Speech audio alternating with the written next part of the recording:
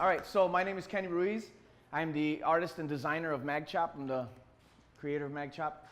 And basically the name comes from how I do my art. That's the biggest question I get. How did you get the name MagChop?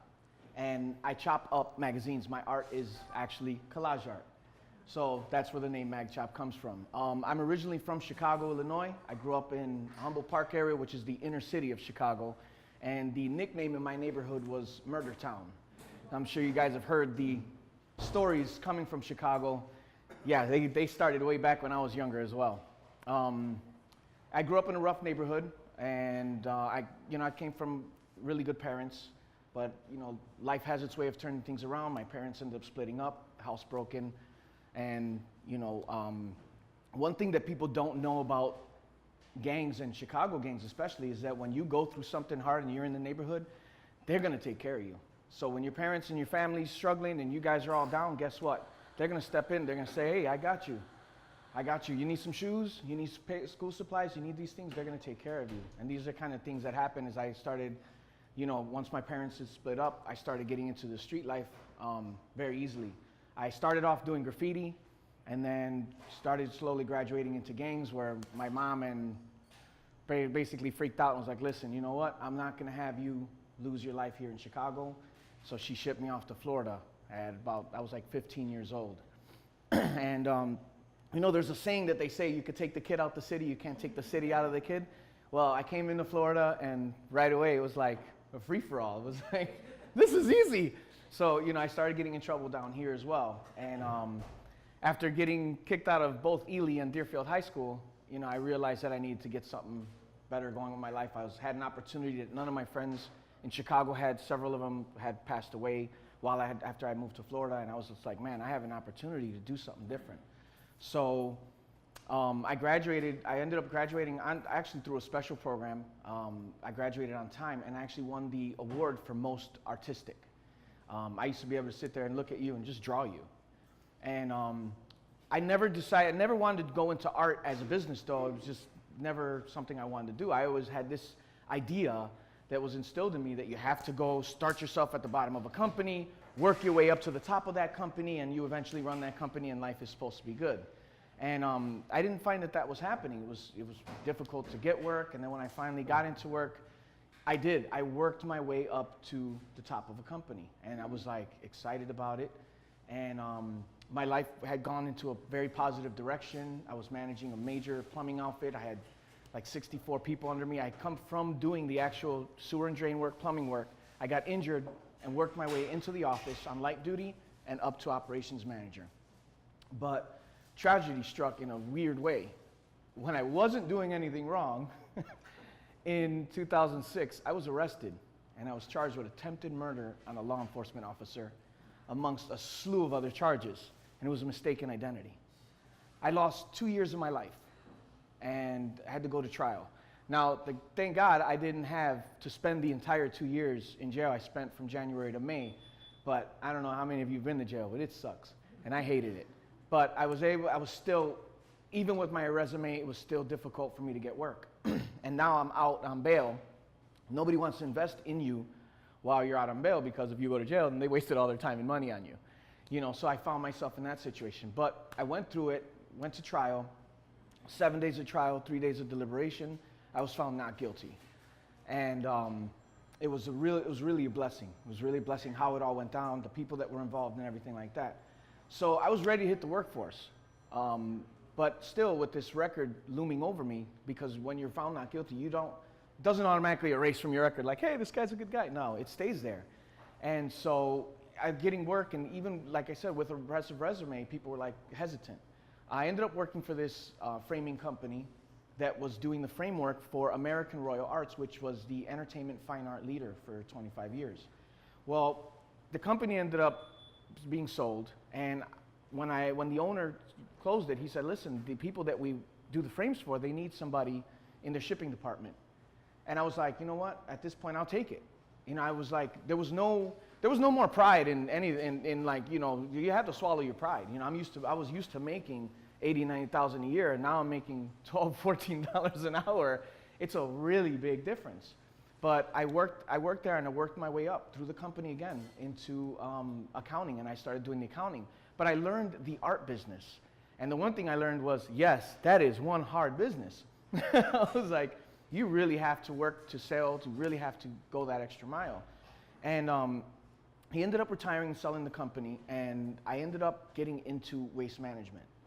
And it was like another thing, like here I am starting over again. I got in, and I only got in because I knew somebody, because again, my record was hindering me.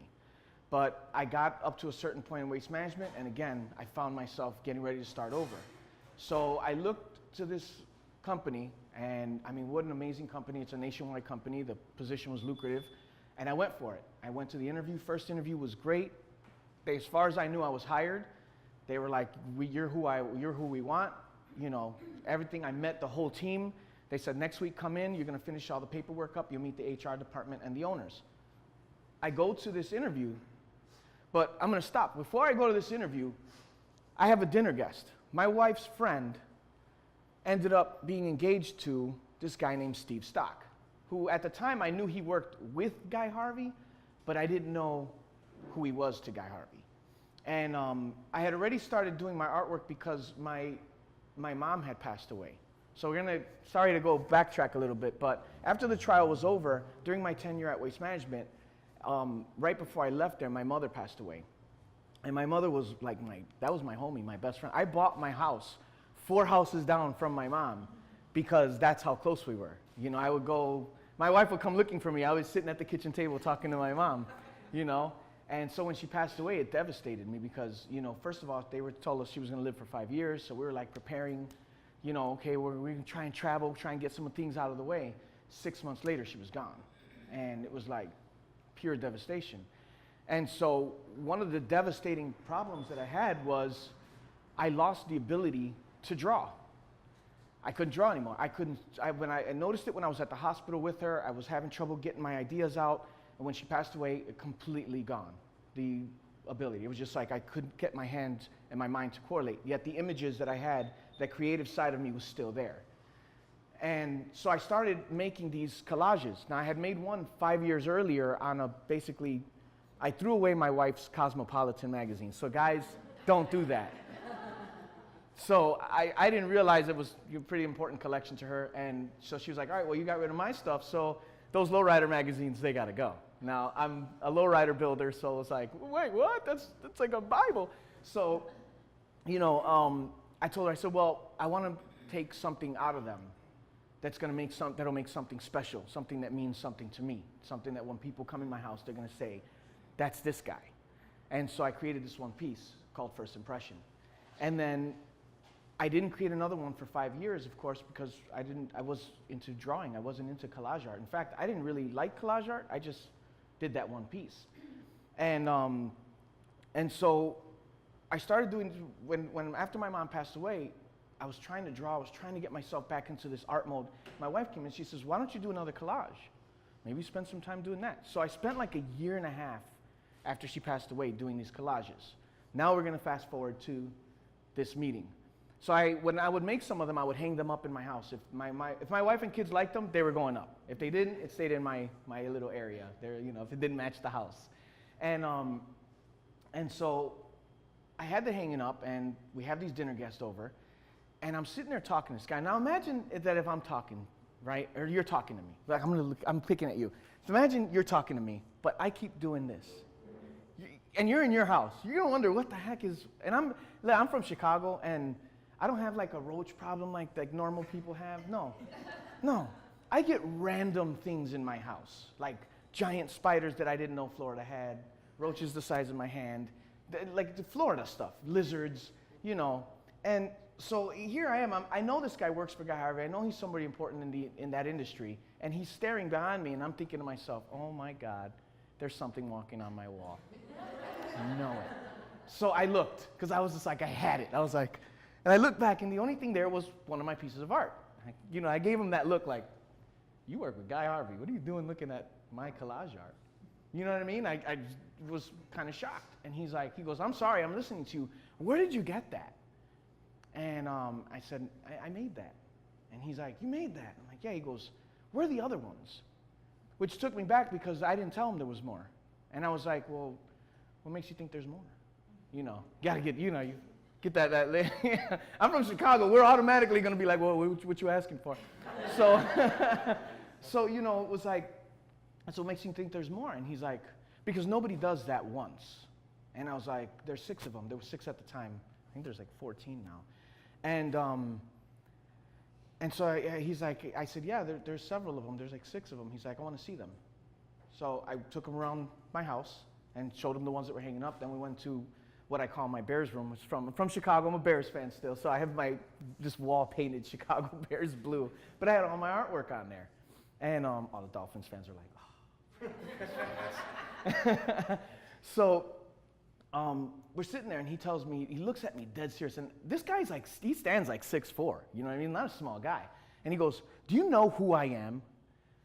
And like, again, I switch in that Chicago, I'm like, you know who I am? You know what I mean? I'm like, well, I just kind of was like, well, I know you work with Guy Harvey. And he's like, no, I don't work with Guy Harvey. Guy Harvey works for me. And I was like, oh, okay. I said, that's interesting. I said, so why are you looking at my art? Like, that's where my mind kept going, And that was you. So then, he says, I was the one that went to Guy Harvey and told him I'm going to make you famous. And I did. He's like, and if you don't know, he's now the world's renowned nautical artist. And I said, yeah, I'm actually aware of that. It's been a kind of a goal of mine since I started thinking about, because I thought about selling the art. Because I started getting a lot of people that were telling me, hey, this is really cool. But I was like, nah.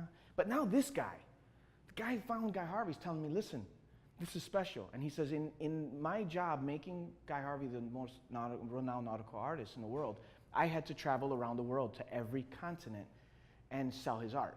He's like, and in America, collage art might not be the most popular, but in the rest of the world, it is one of the most difficult mediums to capture. He goes, and in all my travels, I've never seen anybody do it like this. And I was like, really? He goes, nothing in the world like it. You need to show the world your artwork. So I was like, the art business is tough, man. I work for American Royal Arts. And he was like, oh, so you know Jerry? I'm like, yeah, yeah, I know Jerry, And so it was like one of those kind of things, like we end up knowing some of the same people because of the industry. So he's like, listen, if you ever decide you want to really get started, you really want to show the world your art, come to me, and I will make sure that all of your products are the best.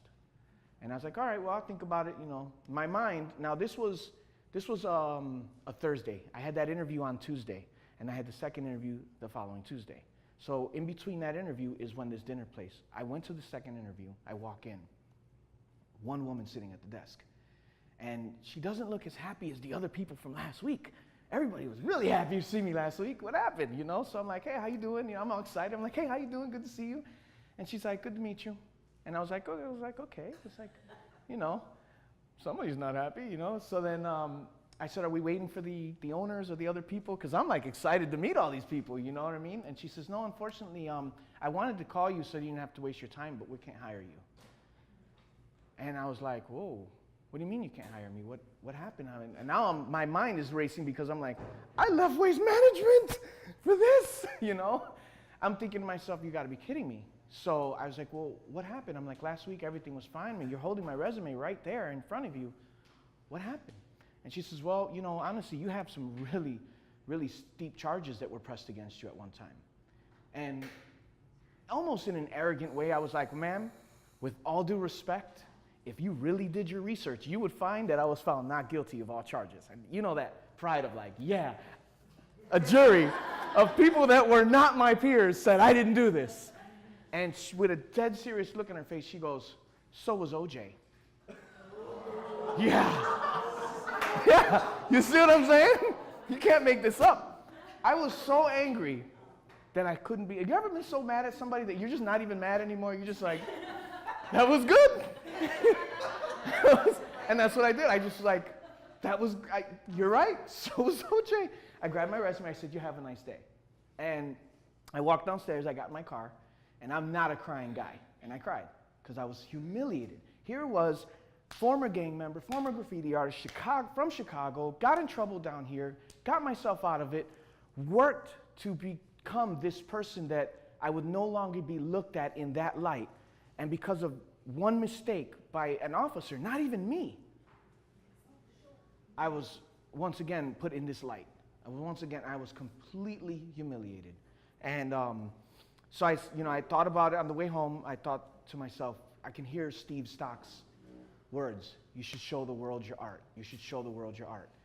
And when I lost my mom, there was those moments of, God, what legacy am I leaving? What am I doing? What am I doing with my life? My whole life has been geared towards get a job, build myself up into a company, and that's it. There was no real who I am. There was nothing me in any of that. And how am I going to do that? But how am I still going to do that and be a good father and be a good husband, and be a provider? What am I going to teach my kids? Am I going to show them how to build a business? So all these things were wrestling through my mind as I drove home. And when I got home, I walked in the house, and I looked at my wife with tears still in my eyes, and I said, I was humiliated. They said I'm a thug, basically, and this is what, and I told her what happened.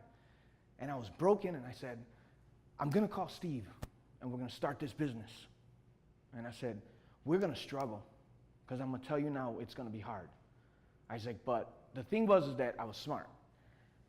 When I was working for Waste Management, I had a lot of perks, a lot of discounts, a lot of things. One of those things that that Waste Management does is they were very into family stuff. Well, they helped me, and I was able to put my wife through college. So she was finishing up as all this was going on, and landed a position like right within that week. Somebody called and was like, hey, want this position? It's for you. And it was basically making almost what we were making combined. And so I told her, I said, listen, because she didn't have the credit, I did. So I bought her a Jeep, and I had at the time a brand new Cadillac that had the STS V. I don't know if you guys are familiar with that, but that's the Cadillac tone. I turned it in. I got myself this little old Honda, and I said, you know what, I'm gonna start over, and instead of building my way up into another company, instead of building my way up, I'm gonna build my own company and do my own thing. And so that's how that came to be. So now I had to come up with a name, I had to come up with a logo, and these are all the steps that I started taking. And so, I turned in the car, came up with a name, came up with a logo, started figuring out, okay, I called Steve and I said, all right, I need to get my artwork onto canvas, onto museum paper. How do I do that? Because I don't want to sell the originals yet. I want to keep the originals. And so he helped me with that, and he's like, is there any products you want? And I said, you know what, I want to know what Guy Harvey did. I want to know how he did it. How did he become a world-renowned nautical artist when there are plenty of artists that paint fish? Well, there's a lot of artists that are collage artists in the world, and there's a lot of artists that can paint what I collage. How do you make a name for yourself doing that? And one thing that we have is social media. We have the option for social media. So I started pushing it on social media. That was the first thing I did. I started putting my art out there. I would Google collage art and hashtag collage art, and I was like, dang, man, I must be doing this wrong because it doesn't look like anybody else's. And that's why I kept thinking, like, nobody's going to buy this. Then all of a sudden, I get a phone call. Hi, yeah, we're looking for MagChop. And I'm like, yeah, this is Kenny from MagChop. And we get into this conversation. The lady's like, yeah, how much do you charge, blah, blah. So I was like, yeah, I could do a custom piece. And I'm thinking, shit, these things take months to make. These people talking about they need it within the 3 months. And I was like, all right, I could fit that in. So I was like, do me a favor, send me a bunch of images that you want in the piece. And she's like, okay. So she's like, I'll send it over. And I was like, well, how did you hear about me? She's like, well, actually, we had our team looking for a collage artist, and all 3 of them came back with your name, with MagChop. And I was like, oh, all right, cool. So now I open up the pictures, because I'm all excited to see what kind of people that I'm doing this piece for. What do they want in this piece? I start opening the pictures, and it's nothing but pictures of Chris Brown's mom, his kid, and I'm like, so I call him like, what am I doing here? What's going on? And she said, oh, it's for Chris Brown. We're presenting it to him for the start of his tour. We're part of his team, and we're presenting it to him at the beginning of his tour in LA. So that's what that is. That was the first major celebrity piece that I did, was for Chris Brown. And it was like, it started taking off from there. People started taking notoriety to my work. And so I was like, all right, well, what's the next thing to do? What would be another cool product that I got? I didn't want to just do the phone case thing, the t-shirt thing really quick. I wanted to do something that was a little less, I guess, common, a little less swap shop-ish. And so what I did was I came up with these awesome mugs. And when we figured out that we could put the artwork on the mug, it was like, cool, now picking a mug. So I got 15-ounce mugs because they had the big handles. Little did I know they were, I didn't know they were beer mugs. They're actually considered beer mugs because of the ounces, but they're quality. They're microwave safe, dishwasher, they work. So I was like, all right, so now I have another product, and I was like excited about it. But still, you still have to make those sales, you have to sell the mugs, you have to sell the art, and I was like, okay, how am I gonna get further? So I started doing a lot of different big shows, different things like that. I ended up going into networking events because I was like, you know what, I'm gonna go to networking events and meet people and see where there's a need. So I first said, I associated how am I gonna get people to like it? How am I gonna get people to feel interested in it? How do I get people to relate to it to take the time? Because sometimes when you look at collage art, there's so much, it's like, wow. But then when you spend the time, how do you get people to do that? And one of the things that I noticed was like, you ever have a song that you don't like, but then it plays during some time that you're doing something exciting, and the next time you hear that song, you're excited because it's like, I remember when I was doing this. I thought about that and said, what do people like? Music videos. So I went to the music industry and was like, hey, can I put my stuff in your music videos? And in meeting there, I met somebody from the TV industry. And they were like, yeah, you should come to this other meeting. And so I was like, all right, cool. I'll go to networking meetings and just keep meeting people. So I went to this other meeting and I met a lady named Rose Warner, who ended up being the PR person for a young race car champion. Well, he wasn't even champion yet. A young race car driver named Ernie Francis Jr. So they were like, yeah, we're trying to do something different. We want to look something, artists to do something cool for us. So I was like, okay, cool. So I put together this collage piece. Boom, they loved it. I ended up getting licensed with him to do his memorabilia. And this kid is 16 years old, racing in the Trans Am series. What the heck? I didn't have a license at 16. I wasn't allowed to. And he ends up winning the championship. He goes on to win 4 more championships and is now the fastest racer in Trans Am history since 1966, youngest person to win it at 16 years old. And he is now the first Haitian American to sign with NASCAR. And I have the rights to his work. It's like, yes, and this is what started happening. So I went to deliver one of his pieces to a client. Lady calls me up, and we start talking. And let me tell you how things work. And the circle, and this is why, one of the things I tell people is that if you're thinking about starting your business, if you're thinking about doing anything, make sure no matter, you should do this in life anyway, but one of the things you have to really be conscious of, how you treat people. Don't let your emotions get the best of you no matter what situation you're in. Because you might meet somebody now, and 3 years down the line, you end up doing business with them. You know what I mean? And so, as I started doing all this stuff, I met this lady. She ends up being the lady who, in 2006, they were going to crash 2 planes over the Bay of New York and kill like 400 people just to fire this lady from the FAA. Just to fire her. Yeah. So she ended up exposing it, saved all these people's lives. She was all over the news. And she had to go into hiding for years. Well, once the case was settled, everything was done, the gag order was lifted because it was only during the trial, and she was able to write a book. So when I met her, she was telling me about this, and I knew about the situation. I was like, wow. So she ended up asking me to do her book cover, which was in the New York Times last week. CQ, My Last Transmission. This is the woman who changed the way they hire, fire, demote, and promote women in the FAA. And I got to do her book cover, which was such an honor. You know what I mean? So as all this was going on, I'm going to different places. I ended up going to this art walk down in Wynwood. And I was like nervous because the guy I was meeting was the guy who used to do the artwork for Bugle Boy jeans. So if anyone's my age, I'm 41, so if y'all remember Bugle Boy jeans, But so, he ended up being that guy. But I went and I talked to him. He's like, well, I want to see your art. So I walked back to the car. On the way back to the car, people are stopping me like, hey, where'd you get that? I'm giving out cards. I'm on my last freaking card. I go to give it to this guy. I go, dude, this is my last one. And as I'm going to hand it, a hand comes in and snatches it away and says, I just want to look at it. The lady looks at it. She looks at it back. She hands it to the guy, and she goes, let me see your art. She goes, I'll definitely see you again. I said, all right, I hope so. And I walk inside. So I met the guy, whatever, I go. 3 months later, I go to this place. It was called Execs and Talents for On Mars Management. It's in a record label out of Miami. I'm walking around there networking, doing my thing, because I became king of networking. Let me tell you something. If you want to know how to network, come to me. I'll get you. You'll meet everybody in the room by the time you're done. And I go to give my card out, and I hear the similar voice. I knew I'd see you again. That's the card. I remember you. And I look, and there's a woman standing there, and I say, yeah, that's right. I remember you did that last time. So we joked or whatever. And she says, hey, I got a gala coming up, and I wanted to have an artist for it. Why don't you do it for me? And I was like, man, I'd be honored. And I had never done an exhibition before. I've never shown my art in that way before. I was like, yeah. And because let me tell you, when you start a business, you have to become a yes man or woman. You have to become a yes person. Everything is, can you do that? Yeah. If you don't, figure it out. You know what I mean? Find somebody that can. Well, this ended up being a woman named Celia Evans, who is the owner of Planet Fashion TV. So I do this rooftop gala, beautiful rooftop gala on the top of, I think it was a Starlight Hotel or Sea Star Hotel or something like that. And so it was really cool. It was really great. I got really great exposure, sold a piece, and I was like, yes, this is awesome, you know?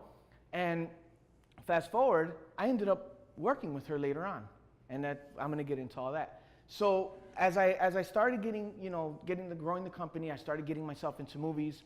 I was like, that was my thing. I was like, let me get into TV shows. So I started doing like independent films and short films and things like that. And with that came, I would be on set, and I would have my artwork on set, and people were like, hey, can you be an extra real quick? Do you mind doing it? I'm like, yeah, sure, why not? I'll play pretend, And so I did it. Now, here's the thing. Because of the fact that I was so concerned about the light that people would see me in, for the first 2 or 3 years that I started my company, I would only wear suits. You wouldn't see me anywhere without a suit on. I would go to Walmart in a suit. Like, I'm the guy in the suit. They were going to look at me one way and one way only. So I ended up getting these photographers' attention. They were like, hey, we're coming from Missouri. We're doing a nationwide traveling shoot, and we chose you to shoot you. And I was like, oh, all right, cool, So I was like, so I had all my outfits ready and everything, and the guy's like, no, we kind of want to catch you because we always see you in a suit. We kind of want to catch you in your natural way. And I was very like how I dress, no, nobody can see that. So I was like, okay, I'll wear a Bears jersey and some Dickies or whatever, and that'll be my thing. You know what I mean? So I had the first suit, and I had like my nice clothes on. So then I go and I change, I come back, and I was looking for my shirt, and I took my shirt off to change shirts. And the guy goes, whoa, wait a minute, I didn't know you had all those tattoos. And I'm like, yeah, nobody does. And he's like, well, no, we got to shoot that. And I'm like, oh, no. Oh, no, not at all. And he's like, no, we have to shoot that. And so I was like, all right, well, I was really uncomfortable with it. And finally, my wife's like, do it, let people see that there's this other side of you. And he's like, the photographer's like, you people got to see this. They got to know that he's like, because I knew there was an edginess to you, but seeing that is going to be like, oh, okay, this he's real, And so I was like, oh, okay, so I did it. So I took the picture. It ends up being posted. And I get this random phone call from this like Asian guy. He's like, hey, real strong accent. He's like, can you send me a selfie because I want to use you for a commercial? What? I'm like, what? Like, yeah, sure, why not? So, so I was like, yeah, I'm working on a car right now. So I sent him a picture. I'm all dirty, tattoos showing. Perfect. Can you meet me in Miami tomorrow at this time? So I'm like, all right. I'm looking at the area. It's not that bad, but it's not, it's Miami. You know what I mean? It's a city. It's like Chicago's really not that bad, but if you go there at night, or certain neighborhoods, you're in trouble. So I was like, all right, I'll go down there. So I go down there. They loved me. Then we end up getting along. Great group of people. We shoot this commercial, and I saw one of the guys, and I was thinking, I walked up to the guy, and I was like, hey, good to see you again, because I thought I knew him, right? No, I didn't realize until I saw the commercial, it was Flo Rida. So, so I'm in this commercial with Paris Hilton and Flo Rida, but I had no idea that this was, and they paid me pretty good. I was like, oh, all right, fed me. So these are the things that started happening. Doors just started opening, but I still was like, all right, I want to create more streams of income. So what do I do? What other product can I come out with? And I was sitting around with one of my friends. He'd come from out of town, and he had just gotten married, and he was like, dude, I need something like for my wife to wear with your art on it. And I was like, well, I'm not doing like shirts or anything. Like, he goes, no, I need a bathing suit. Get me a bathing suit. And I was like, that's a good idea. Bathing suits. Bathing suits make the world go round. So, I was like, I'm gonna do it. So I was like, all right, let's do it. Well, it ended up becoming a very tedious and expensive project. And I was like, okay, there's gotta be a cheaper way. Now, in the midst of all these networking events that I'd gone to, I went to one where I ended up meeting this lady who actually was the owner of the Palm Beach version of Swim Week. And so it turned out that I had actually met her 10 years earlier at a car show. You see, this is what I'm saying. It's like 10 years later, I'm meeting this lady, and I'm like, yeah, I was at that car show. And she's like, yeah, I won. I was like, oh my God, I know your car. And I was describing her car to her, and I'm like, you built that? And now you do fashion? Like, how did that happen? You know what I mean? It was like one of those things. So she tells me, so after I did my first couple bathing suits, I was like, there's got to be a cheaper way. So I called her. I was like, hey, you got a way to make these cheaper? And she's like, well, what are you trying to do? Are you trying to getting big? And I was like, yeah, I want to be bigger than Guy Harvey. That's been my answer for everything. Like, yeah, I'll be bigger than Guy Harvey. She's like, all right, well, I'll give you an opportunity if you can pull it off, in Palm Beach Swim Week. And I was like, cool. Now, at this time, I had already been to Miami Swim Week, so I knew the prestigiousness of Miami, so there was no way I was going to Celia and saying, hey, for my first time, can I come to your show? Because, it's Miami. It's you can't. It's Miami. So I was like, all right, I'll do this. I did the Palm Beach Swim Week, and we slayed it. The look was good, the bathing suits looked great and everything like that, but things didn't go as planned, and there was some extras, and then when the company that we used to do our bathing suits actually went under right after the show. So I had no way to reproduce what I made, so I had to start over. And in starting over, I had been doing some stuff, and I ran into Celia, and we talked, and over the years, Celia and I had become really good friends. And so I think what had happened was I ended up getting contacted by this guy, Jimmy, that I met at Palm Beach Swim Week, and he's like, hey, listen, you have a really cool story. I had gotten invited to the Cannes Film Festival to show my line at Cannes, but I wasn't ready. But I was like, I'll get it ready, it'll be fine. I accepted the invitation, and so Jimmy says, listen, there's a magazine I want you to be in, I want to talk to you about, that I think you should meet the owner, it'd be nice to have you covered in the magazine. So we do this whole shoot and, do the interview with the magazine, covering everything. And I mean, I'm thinking to myself, I'm looking at who's in this, who's going to be in this magazine. She's telling me some of the people, and I'm thinking, okay, well, I'm in good company to be in a magazine with these particular celebrities. Well, I get a call after the magazine came out from that woman back there, Miss Vanessa, who says, hey, congratulations on the cover of the magazine. I'm like, what? What? So this happened. I got in the cover of Creative Magazine out of Miami, which is really a big publication. And I mean, the feature is really nice. I almost want to open it and show you guys. It's insane. So I ended up, talking to Vanessa about it, and I was really excited about it. And then she was like, hey, listen, why don't you do something with Planet Fashion TV? And I was like, well, do you think Celia would let me in Miami Swim Week? And she did. She was like, okay, can you be ready? This is, Celia sat with me, we went and sat down. She's like, this is what we expect. You have to come with quality, you have to be ready. You have to be ready. We're not just doing this for fun. This is legitimate business. And I'm like, yeah, I'll be ready. I'll make sure I'm ready. We'll have everything. And now at the time, I had found new product, people make new products, things like that, and all this, all this kind of jazz to make things happen. So it's like, let me tell you, sublimation, learning about sublimation and how to material and how to properly get it to look right and colors. I thought my stuff looked good until I saw it against real quality. And that's how you know you're growing. When you can look at your stuff that you thought was great and go, wow, how did I even think that was great? That's when I knew. I was like, okay, this is that level I need to be on. This is Miami Swim Week quality. You know what I mean? But these shows are expensive, so you have to pay a lot of money into them. So what you do is you get people to invest, or you get people like other products to come in. I ended up being blessed because I sponsored the Lowrider show.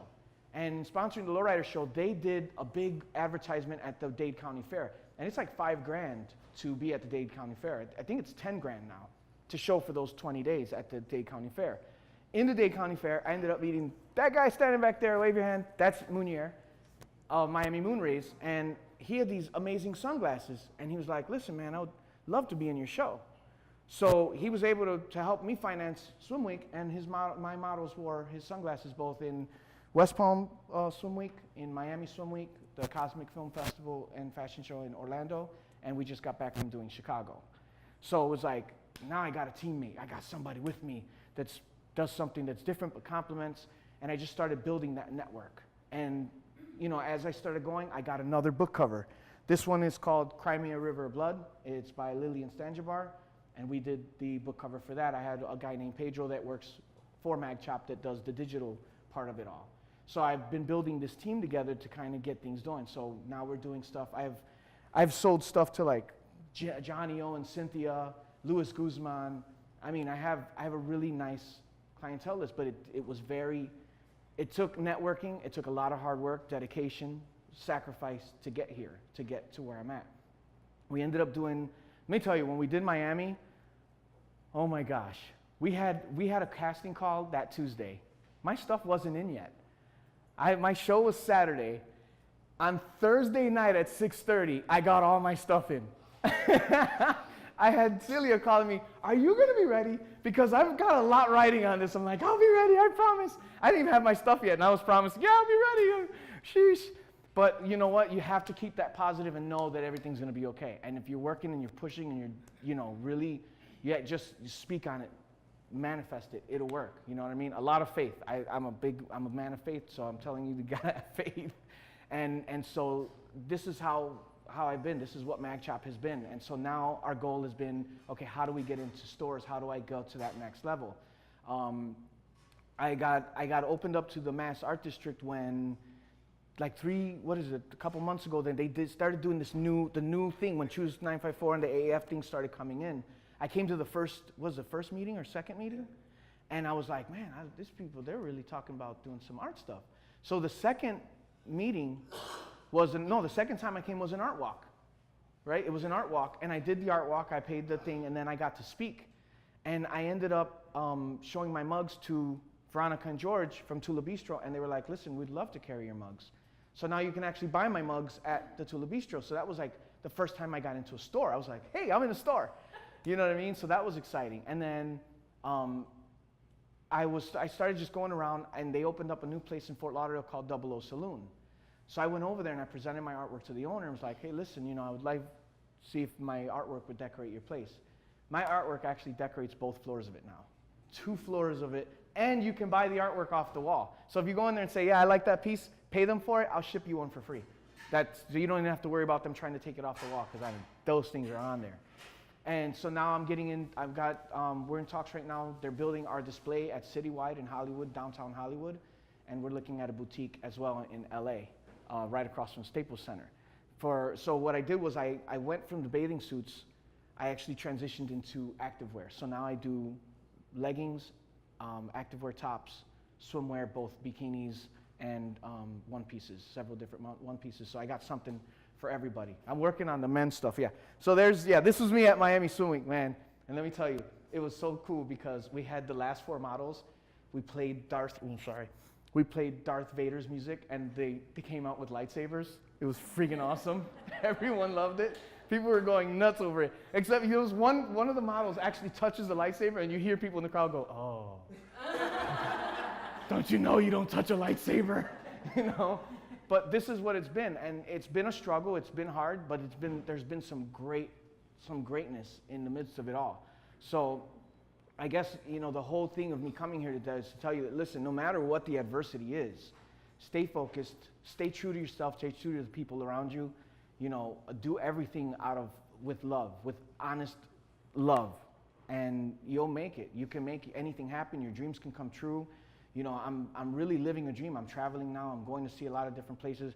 You know, I consider myself successful in life. I'm married to a woman who actually likes me. I got 2 kids that are cool. You know, they like me too. I have a dog and a cat. They get along. You know what I mean? So in life, I feel like I'm successful. So why not pursue it in business, and why not pursue a dream? So if you have a dream, go for it. Pursue it. Yeah, you're going to have to, You know, there's the hustle in between. Like, you know, when sales weren't good with art and I wasn't having everything going through, I was doing other things. So don't be afraid, don't be discouraged if you say, man, you know, I didn't want to have to go back to doing this kind of work. You're going to have to sometimes, you know what I mean? You got to have multiple streams of income to be able to survive, because everything costs. From the shows, for art shows, it costs money to show your art that hopefully somebody's going to buy it. Because if you don't, then you're just kind of like, dang, I just set up all this for 3 hours, nobody bought my stuff. It hurts. It hurts. So think about that as well. When you guys go to these art shows and to these shoppings and you see somebody over there and they have a table full of $20, $30, $50 items, you know, or even some of the more expensive, you have the money to buy something, you know you like it and you know you can afford it, support that business, because you know what, they might be that next Guy Harvey, that next Massimo, Nike. You never know who's in front of you, and that's my goal, is to be that next, that name, you know, but I want to have different facets. I've created movie posters. I've had my artwork in Lifetime original movies. I'm in commercials. I'm in music videos. I A&R now for On Mars Management. If I see talent, I'm sending them over to John. I'm like, hey, I got one for you, you know. So you got to have all kinds of different facets to whatever you're doing, and don't be afraid to expand. If you would have told me 2 years ago that I'd be a fashion designer, I'd have called you a liar. I'd be like, no. But now the joke is I made it my work to look at women in bikinis. Yeah, who could do that? You know what I mean? You know, don't worry, I look and I don't touch, you know. I love my wife, so it's not worth it. But, you know, I would have never thought that would have been something that I would have been able to do. And to go, don't be afraid to venture into everything. There's nothing you can't do, and as long as you're doing it right, there's a path that you're going to be on, and you will get on that path. It'll find its way to you, no matter what, you know. So, but stay positive. Don't let it bog you down. I mean, it's sometimes very easy for me to want to give up.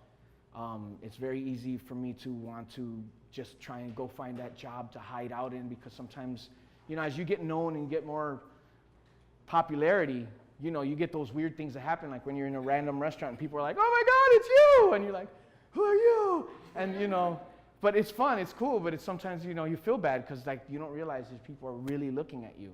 And, you know, when you're in this industry as well, people are looking at you. They want to see what you do, how you do it. You know, a lot of people are always asking me, how did you get to these places? And I always answer, networking. If you want your business to succeed, no matter what it is, whether it's your business, the business you're working for, networking is the key. There is nothing more important than networking. Go everywhere. Every networking event, don't ever be too big for anybody. Don't ever be too good for anybody. You know, if someone tells you, hey man, do you mind sharing my page?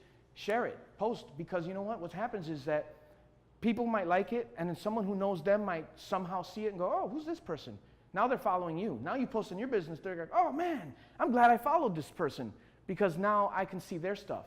You know what I mean? If you have a family or friend, or you are, you know, starting your business, don't be afraid to tell your friends, hey, listen, can you go and like my stuff? Take the time to like it all. You know what I mean? Because you have to understand the algorithms of social media too. You're gonna have to use your social media. So when it comes to your business, businesses have changed now. Even movie theaters are changing. Everything changes. Toys R Us went out of business because they didn't change. They didn't change. They didn't find any other way to bring in customers, to bring in business. So that's what I'm doing with MagChop. And one of the other things I'm trying to do is I'm opening a division that's going to be for movie posters and book covers, so I can go get those artists that can do that and say, here, you have a job. Because I hate the mantra of the starving artist. Because it's a very true mantra. And the reason why is because sometimes we do stuff for free to try and get it out there. And what happens is we're hoping that when we did something for free for this person, that when they're doing it again, they're going to come to you and say, hey, I'll pay you this time. You know what ends up happening is that they end up finding somebody else that's going to do it for free. And so you're like in this circle of people doing stuff for free, and you're like, how do I get out of this circle? Easy, say no. That's sometimes saying no is the best thing to do. Like, I'd love to do that project, but you know, it's going to cost you. And when they don't get it, and they know when they know your quality, and they don't get it for free anymore, then they're going to be willing to pay for it. So you have to sometimes do that. I mean, I'm for and against free work. You have to do some of it for free. You have to give some of it for free. There's no way around that. People have to be able to see your work. They have to know who you are. Give it to them. You know what I mean? But then at a certain point, when you're starting to get that notoriety where people are now looking for you, that's when you don't have to anymore. That's when you can say, no, I can charge. I know what I'm worth now. Now I know that this is worth it. And And I can tell you, as an artist, one of the hardest things is to see your own worth and to sell your own product. I could sell ice to Eskimos, but selling my art was difficult for me. And when I have a booth, I usually have people work my booth. I have to walk away. My wife will send me away. She'll be like, listen, you got to get away. You talk too much. Because that's one of the struggles. So, like I said, just stay focused on what you're doing, whatever it is that you do. Network, social media, and just keep a positive attitude, treat people right, and do honest business with integrity. I hope I covered it all.